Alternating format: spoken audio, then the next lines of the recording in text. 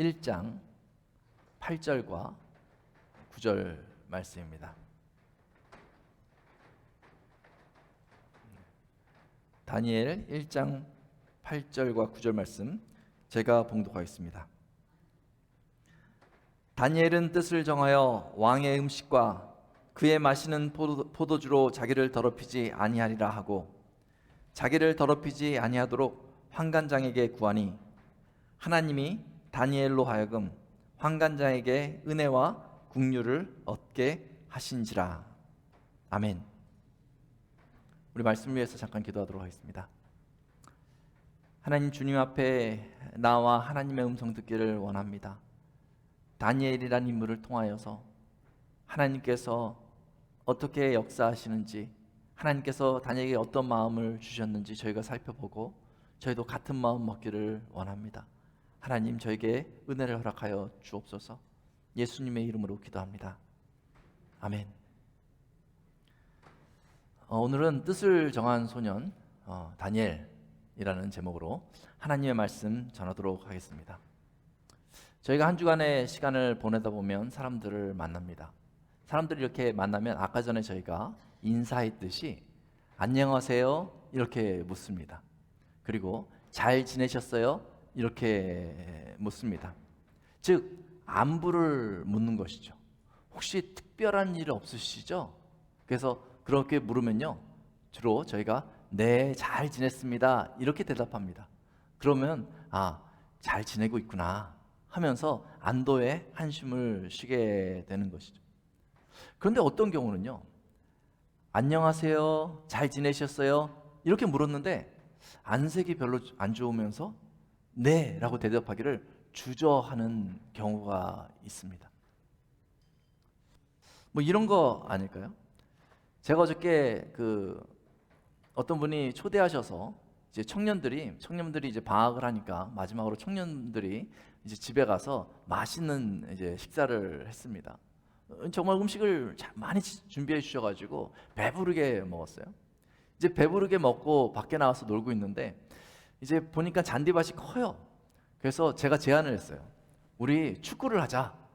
밥을 먹고 배가 부르니까 축구를 하자. 그래서 이 팀을 나눠가지고 서로 축구를 4대4로 축구를 하기로 하고 축구를 했습니다. 그래서 전 너무 이제 재미있을 것 같았어요. 오랜만에 그런 게임도 해보고. 그래서 아이들까지 섞어가지고 막 축구를 했습니다. 그런데요, 제가 한 3분 정도 막 달려간 것 같거든요. 의욕적으로 막 달리면서 축구를 저도 막 볼을 쫓아다녔는데 3분 정도 되니까요, 갑자기 다리가 너무 무거운 느낌이 드는 거예요. 오하이오 이 추운 겨울을 그냥 집에서 보내다 보니까 나도 모르게 이 다리의 근육이 많이 빠졌구나, 이 정도 생각을 했거든요. 근데 점점 다리가 무거워지는 거예요. 이 다리가 잘 움직여지지 않는 느낌이 들었어요. 그래도요, 제 마음에는요, 그래도 저 상대편이 벌써 2골을 넣었거든요. 우리 팀도 1골을 넣어야 되는데 그 첫 골의 주인공은 내가 됐으면 좋겠다, 이런 마음으로 열심으로 뛰었어요. 근데 드디어 기회가 왔어요. 볼이 저한테 이렇게 왔거든요. 저희 앞에 아무도 없는 거예요. 뒤에도 아무도 없어요. 저 골대가 비었습니다. 그래가지고 제가 볼을 툭 차고요, 제 힘껏 달려가려고 탁 뛰었거든요. 그런데 다리가 움직여지지 않는 거예요. 다리가 너무 무거워서 꼼짝도 하지 않는 거예요. 그런데 제 마음은요, 저 골대를 향해 가야겠다 생각하니까요, 이 상체는요 앞으로 이렇게 날아가는데 다리가 안 움직여진 거예요. 어떻게 됐을까요? 그대로 이렇게 엎어졌어요. 잔디밭이어가지고 아프지는 않았는데요, 너무 창피하더라고요. 아마 그 순간에 누가 저한테 물어봤으면요, 안녕하세요 이렇게 물어봤으면요, 네라고 대답하지 못했을 거예요. 너무 창피합니다 이렇게 했을 것 같아요. 만약에 그런 상황 정도면요, 제가 이제 깨달아가지고 이렇게 다리가 약해졌구나, 다시 운동해야 되겠다, 이렇게 마음 먹고 운동하면 되는 거잖아요. 그리고 그 정도 상황이면 누가 사실 물어보면 네 괜찮아요, 아무렇지도 않아요, 뭐 이렇게 대답할 수 있는 거죠. 저희가 안녕하세요 이렇게 인사를 하면요, 저희가 조금 힘든 일이 있긴 해도 그냥 좋아요, 잘 지내요 이렇게 대답합니다. 그런데 안녕하세요라고 질문했을 때 대답하기를 주저한다는 것은요, 보통 일이 아니라 큰 일이 벌어졌다는 거죠. 인생에 큰 위기가 생겼을 때 네라고 대답하지 못하는 것입니다. 저희는요, 살아가면서 늘 평안하기를 원합니다. 안정된 생활을 살기를 원해요. 그래서 모든 것이 안정되기를 위해서 힘껏 노력하지 않습니까? 이 운동을 하는 이유가 뭐예요? 건강을 유지하려고 하는 거잖아요. 몸에 병이 생기지 않게 하려고 열심히 틈나는 대로 여러분도 운동을 해 나가지 않습니까? 여러분, 일을 하는 목적이 뭡니까? 경제적으로 갑자기 위기가 닥치지 않게 하려고, 그래서 자산도 좀 만들고 말이죠. 안정을 누리기 위해서 그렇게 노력하는 거잖아요. 사람들과 관계에서 내가 좀 기분이 나쁜데도 막 화를 내지 않고 부드럽게 대하는 이유가 무엇입니까? 이 관계가 깨지지 않아서 그저 안정적인 그 관계를 유지하기 위해서 마음이 좀 상해도 참고 노력하는 거잖아요. 안정적으로 살려고, 평안을 유지하려고 그렇게 힘쓰는 것 아니겠어요? 그렇게 해서 평안을 얻습니다. 몸도 좀 건강해지고요, 돈도 좀 쌓아놓고요, 주변에 친구들도 좀 생깁니다. 아, 이제는 내가 살만하다, 걱정할 것 없이 살만하다, 이렇게 말하는 것이죠. 그런데 놀라운 것은요, 인생의 안정을 누리기 위해서 우리는 그렇게 애를 많이 쓰는데 그것이 깨지는 것은 한순간이라는 거예요. 단번에 내가 쌓아놨던 것들이 순식간에 무너져 버리는 것이죠. 우리 인생에게는 평안을 위협하는 수많은 것들이 도사리고 있습니다. 아마 여러분들이 너무 잘 아실 거예요. 그렇게 안정을 위해서 평생을 노력했는데 여전히 불안하고, 순간순간 그 위협하는 것들이 얼마나 무서운지 아마 여러분들이 인생을 오래 사셨기 때문에 저보다 훨씬 많이 아실 것입니다. 인생을 바라보면서 내 평안을 깨트리는 것들이 곳곳에 도사리고 있다는 것을 생각한다면, 만약 이 평안이 깨졌을 때 나는 어떻게 대응해야 할 것인가 라는 것을 생각해 볼 필요가 있는 것이죠.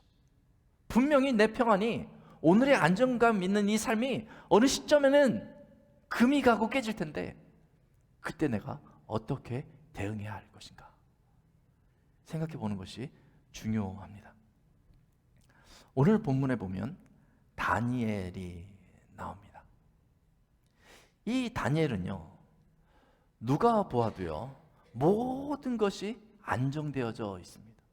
아주 그냥 평안한 삶을 살고 있는 사람이 이 다니엘이라고 말할 수 있어요.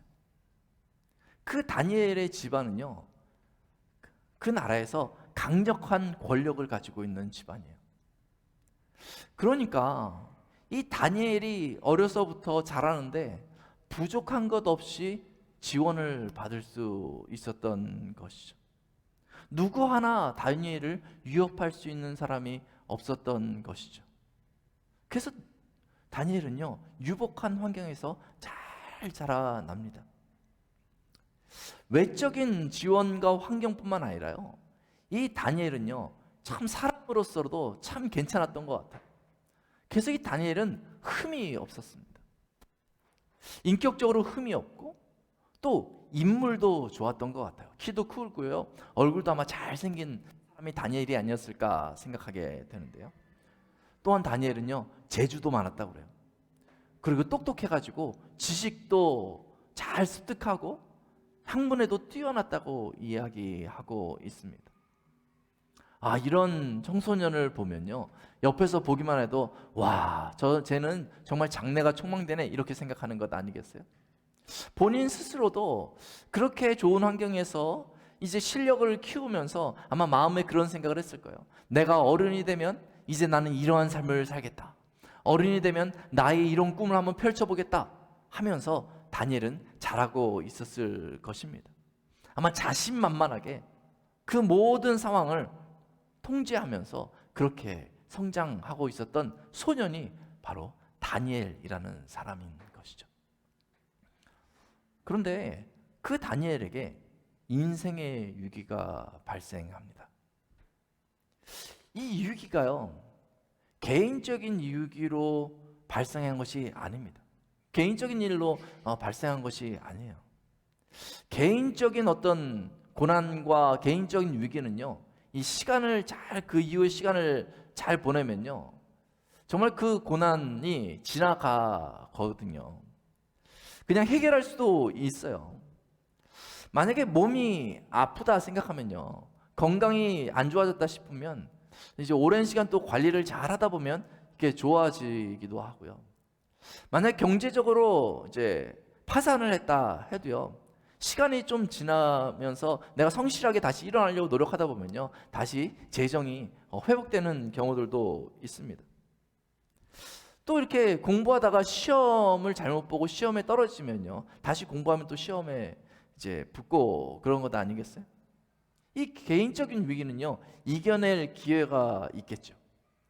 그런데 다니엘에게 온 이 위기는요, 개인적인 게 아니에요. 국가적인 위기가 다니엘의 모든 삶을 송두리째 바꿔놓은 것입니다. 이 전쟁이 나서요, 이 한 나라의 그 국력을 잃게 되면요, 그러면 그 나라에서 가장 잘 사는 사람이라 할지라도 아무 소용이 없는 것이죠.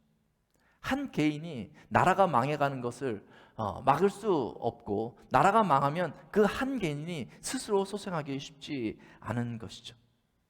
지금 다니엘의 조국 이스라엘이 이런 상황에 처하게 된 것입니다. 이 주변 국가 바벨론이 지금 이스라엘을 쳐들어왔습니다. 강력한 힘으로 압박하기 시작했습니다. 당시 이스라엘 왕 여호와김은 아무런 저항도 할 수 없었어요. 심지어는요, 이 바벨론 왕 느부갓네살이 이스라엘의 성전에 들어가서 그 성전에 있는 전의 그릇들을 빼가지고 바벨론에 있는 우상의 신들의 성전에 갖다 놓으려고 해도 그들은 저항하지도 못하고 그냥 성전문을 활짝 열어줄 수밖에 없었던 것이죠. 이게 참 치욕스러운 일인데, 나라가 힘을 잃자 아무도 쳐들어오는 바벨론 앞에 서지 못하고 요구하는 대로 모든 것을 내주게 된 것이죠. 이스라엘은 국력을 잃었습니다. 그러자 바벨론이 더 나아가서 이스라엘에게 요구합니다. 다니엘과 같이 재력과 집안의 아이들을 바벨론으로 가겠다고 이스라엘에 요구한 것이죠. 4절에 보면요, 이렇게 이야기하고 있습니다. 흠이 없고 용모가 아름다우며 모든 지혜를 통찰하여 지식에 통달하여 학문에 익숙하여 왕궁에 설 만한 소년들을 데려오게 하였고라고 기록하고 있어요. 그러니까 이 소년들 중에서도요, 가장 뛰어난 소년들, 배경도 좋고 그리고 그 안에서 개인 능력도 뛰어난 소년들을 바벨론으로 다 포로로 데려가겠다는 것입니다. 거기에 다니엘도 포함된 것입니다. 다니엘은요, 스스로 결정할 기회조차 얻을 수 없었어요. 아마 그냥 영문도 모른 채 집을 떠나서 남의 나라, 내 가보지도 않은 그 바벨론에 끌려가게 되었겠죠. 그리고 그 바벨론에 가서는요, 그 왕이 시키는 대로 해야 합니다. 바벨론 나라의 말을 배워야 했습니다. 그 나라의 문화를 배워야 했습니다. 그리고요, 심지어는요, 이름까지 바꿔야 했어요. 원래 이름이 다니엘인데 그 이름을 바벨론에 가니까 벨드사살이라고 이름을 바꿔서 사람들이 부르기 시작합니다. 다니엘이 얼마나 당황스러웠을까요? 이 다니엘은요, 아직 소년이라고 말하고 있어요. 아마 저기서 지금 그 예배드리고 주일학교 성경 공부하고 있는 주일학생들 정도밖에 되지 않았을 거예요. 근데 그 아이들이 이유도 모른 채 포로로 잡혀간 것이에요. 부모를 떠나야만 했던 것이죠. 그 바벨론에선 아무도 다니엘을 도와줄 사람이 없었습니다. 다니엘은 그곳에서 가지고 있는 것도 아무것도 없는 것이죠. 그리고 거기서 다니엘이 뭔가 노력해서 이 상황을 바꿀 수 있단 말이죠. 그러면 다니엘을 썼을 거예요. 그런데 다니엘이 개인적으로 노력해도 지금의 상황에 아무런 영향을 끼칠 수가 없습니다. 노력해도 극복할 수 없는 고난이 닥쳐오면 우리는 당황하게 되지 않습니까? 지금 다니엘이 그러한 인생의 위기, 그러한 고난 가운데 서게 된 것이죠. 모든 것이 불안정한 상황에 처한 것이에요. 그러면 마음이 늘 걱정과 염려 가운데 있을 수밖에 없는 것이죠. 이스라엘에선 평안했던 다니엘인데 바벨론에 끌려가자 모든 것이 불안할 수밖에 없는 그런 상황에 다니엘이 처하게 된 것입니다. 그런데 그래도 다행스러운 것은요, 지금 바벨론에서 이 이스라엘에 있는 소년들을 바벨론으로 데려왔잖아요. 그러면 그 소년들을 어디 뭐 감옥에라도 놓는다든지, 뭐 그 소년들에게 음식을 뭐 조금밖에 주지 않는다든지, 뭐 그 소년들에게 무슨 정보를 캐기 위해서 뭐 이렇게 그들을 괴롭기라도 한다든지, 그랬으면 얼마나 힘들었겠어요. 그런데 다행인 것은 바벨론에 그들이 가자 이스라엘에서 먹던 것보다 더 풍성한 푸짐한 왕의 진미를 그 소년들에게 제공해 주는 거예요.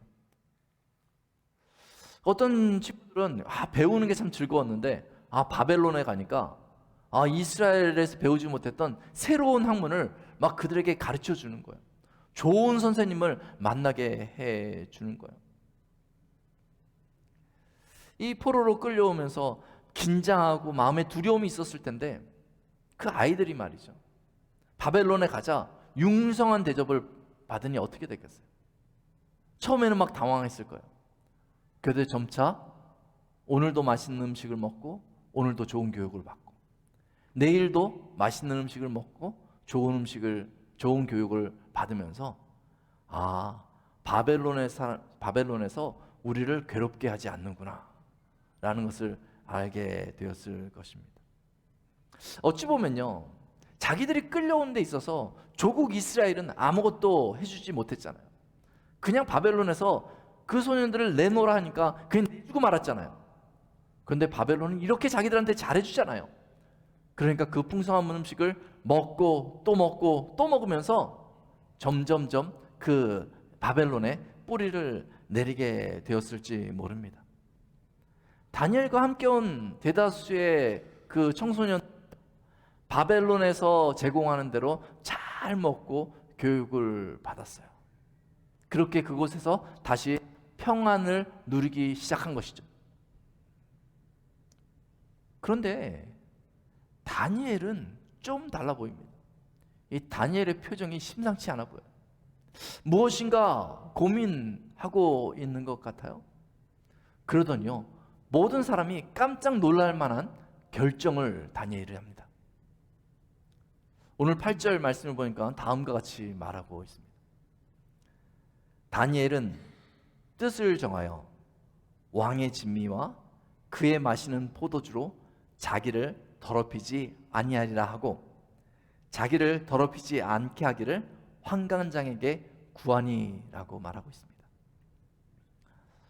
왕의 진미와 포도주를 다 거절하겠다는 거예요. 바벨론에서 자기에게 베푸는 그 호의를 거절하겠다라고 다니엘이 말하고 있는 것입니다. 아니, 이건 좀 포로로 잡혀와서 이 배부른 소리 아닙니까? 집에서는 이게 먹을 게 많으니까요. 난 이건 먹고 싶어. 저건 먹기 싫어. 이럴 수 있잖아요. 근데 지금 포로로 잡혀온 상황입니다.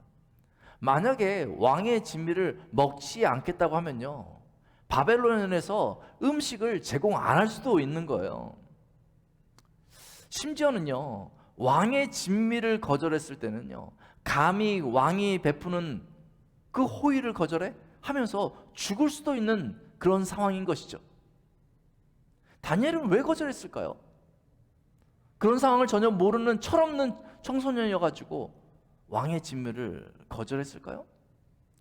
그저 시키는 대로만 하면 이전의 평안을 그대로 누릴 수 있는데 왜 다니엘은 그 음식을 거절하고 스스로 고난의 위치에 서려고 할까요?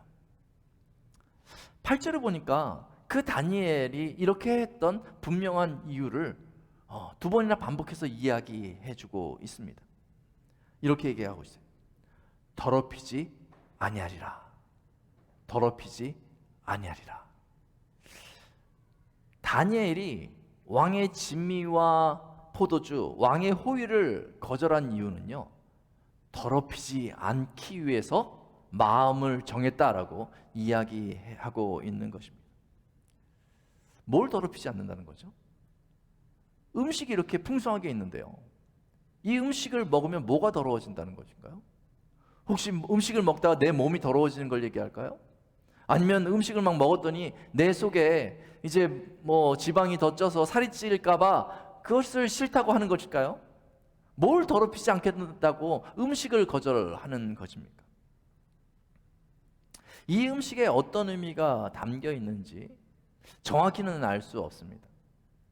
근데 어떤 분들은 아마 그 바벨론의 음식 가운데는 레위기에서 규정하고 있는 이스라엘 사람들이 먹지 말아야 될 하나님께서 말씀하신 그런 고기 종류가 있지 않았을까, 그래서 이 진미를 다 거절한 것 아닌가, 뭐 이렇게 이야기하는 학자들도 있습니다. 그런데 생각해 보면요, 이렇게 음식이 주어졌을 때 만약에 그러한 고기가 있으면요, 그것만 안 먹으면 되는 거잖아요. 근데 이 진미를 다 거절하겠다라고 다니엘이 말하고 있는 것입니다. 또 어떤 학자는요, 이야기를 하기를요, 바벨론은 우상을 섬기는 나라니까 이게 우상을 섬기다가 섬기는 나라는 이제 음식, 이제 그 곡식이나 뭐 육류나 이런 것들을 먹기 전에 먼저 우상에게 제사를 드리는 경우가 많기 때문에 우상에게 제사를 드린 그 음식들이 나올까봐 다니엘이 거절하는 것 아닌가, 뭐 이렇게 생각하는 경우도 있습니다. 그런데 생각해 보면요, 아니 포로로 잡혀온 다니엘한테 누가 그런 보고를 했겠어요? 이거는 우상에게 드려진, 제사 드려지는 고기다, 이런 얘기 보고까지 하지 않았을 거잖아요. 그러면 그냥 음식이 푸짐하게 나오면 모른 척 하고 먹으면 되는 거잖아요. 그런데 그렇게 하면 그냥 다니엘이 바벨론에 끌려와서 지금 누리고 있는 평안이 그대로 유지되는 거거든요. 바벨론과도 아주 좋은 관계를 유지할 수 있는 거거든요. 만약 기회가 되면요, 나중에 바벨론에서요 좋은 자리 하나 차지할 수도 있는 거거든요. 그런데 다니엘은 그 모든 것을 다 포기하는 거예요. 자기를 더럽히지 않도록 뜻을 정했다라고 얘기하고 있습니다. 뜻을 정했다. 이 마음을 정한 것입니다. 이 다니엘의 모습을 보면요, 어찌 보면요, 단지 이 음식을 먹느냐 안 먹느냐의 문제 때문에 다니엘이 그렇게 마음을 정한 것은 아닌 것 같습니다. 지금 다니엘이 고민하고 있는 것은요, 다니엘의 정체성의 문제예요. 내가 이 음식을 먹을 수도 있지만 먹어서 나의 정체성을 더럽히지 않겠다라고 이야기하는 것이죠. 이 청소년이었지만 이 다니엘은요, 분명한 그 삶의 정체성, 그 신앙의 정체성이 있었던 것 같습니다.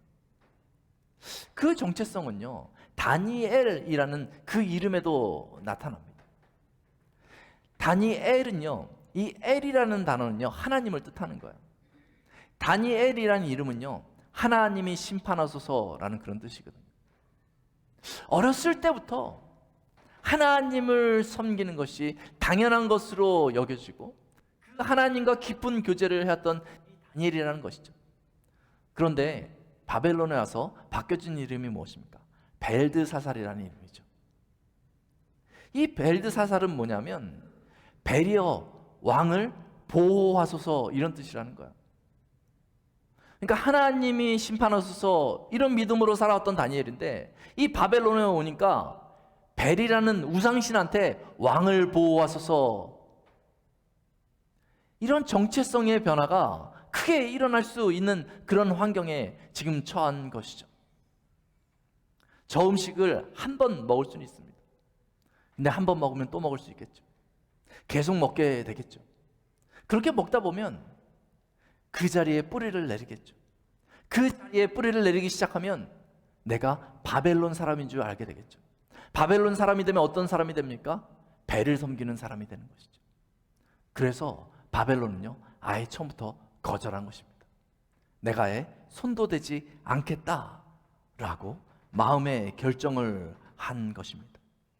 이제 그 바벨론에서 말이죠, 이제 그것에선 제사도 드릴 수 없는, 하나님께 제사도 드릴 수 없는 그 바벨론에서 살면서 이 다니엘의 제사는 무엇입니까? 바로 음식인 거예요. 음식을 앞에 두고요, 하나님, 내가 저 음식을 먹기 시작하면 하나님을 떠날 수 있기 때문에 저 음식을 먹지 않겠습니다. 그 음식을 바라보면서 하나님 앞에 나아가는 것입니다. 마음을 다시 굳게 하는 것입니다. 다니엘이 가지고 있는 그 신앙의 정체성을 다시 확고히 하는 것입니다. 거기에 뿌리를 내리는 거예요.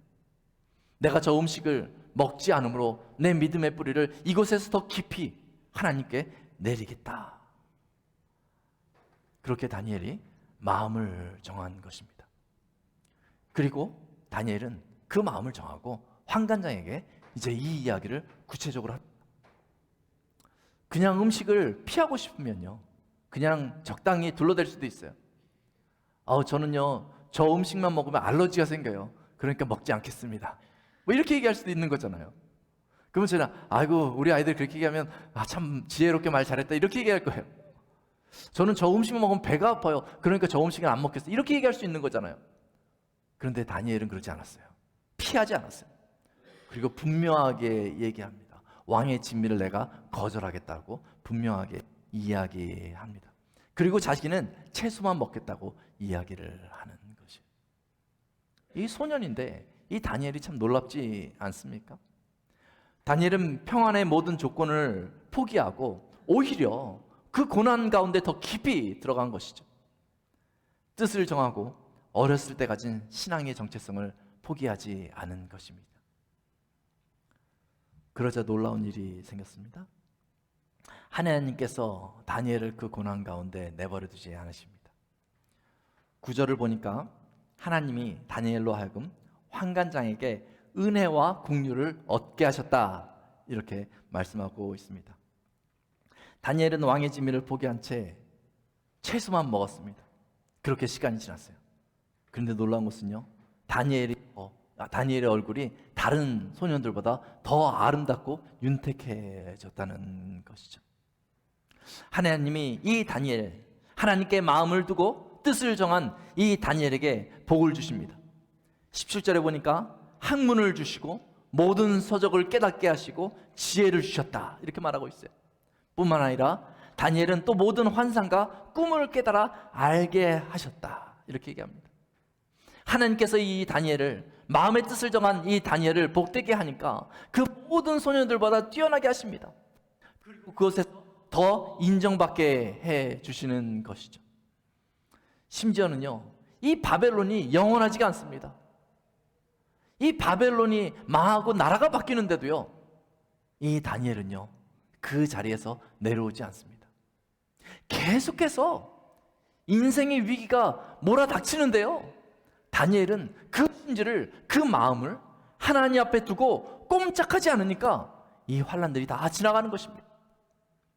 그리고 그 환난 가운데 평안을 유지하게 됩니다.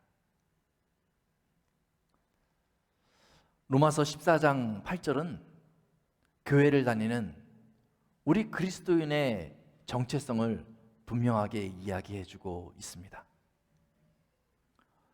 우리가 살아도 주를 위하여 살고 죽어도 주를 위하여 죽나니 그러므로 사나 죽으나 우리가 주의 것이로다. 이 고백이 우리 마음에 있어야 되는 거예요. 이걸 찬양으로 만든 것이 있는데 화면 바꿔주시고요. 이거 잠깐만 한번 불러볼게요. 이제 내가 살아도 주 위에 살고 이제 내가 죽어도 주 위에 죽네. 그러므로 나는 사나 죽으나 주님의 것이요, 사나 죽으나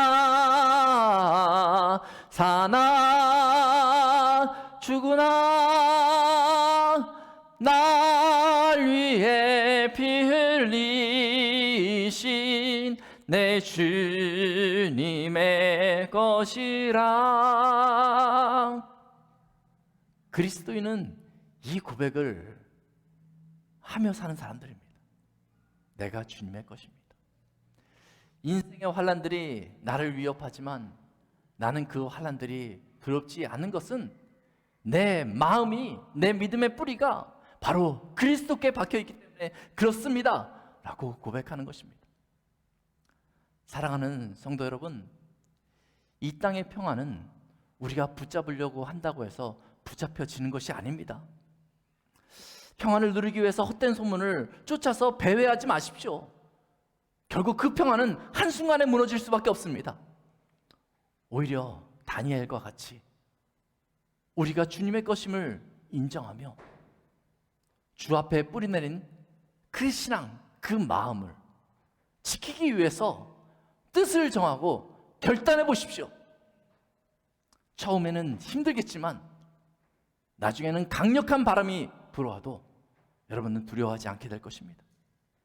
깊은 믿음의 뿌리 주 앞에 내려놓을 때에 하나님께서 그 모습을 보시고 여러분들의 삶을 지키시며 여러분들의 삶의 큰 고난 가운데도 변함없는 평안을